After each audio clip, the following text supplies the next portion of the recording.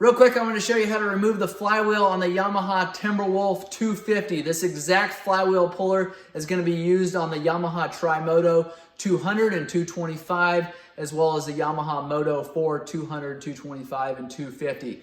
We've already got our puller installed. We are ready now to just go ahead and impact this 19 millimeter puller in. It's going to go ahead and remove this flywheel off of this motor here. If you guys need this tool, make sure you check the description below. We're going to have a link directly to this specific flywheel puller. I want you guys to get the right puller for the right job. So go ahead and grab your impact then, take and thread it in.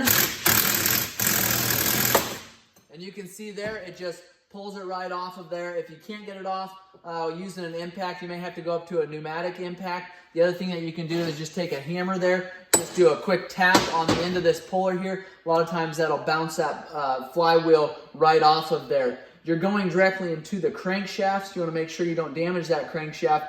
A lot of times what I'll do is actually take a bolt that comes in there from the recoil pull starter, thread that back in there just to keep this cone shape here, this acorn, out of the actual crankshaft itself.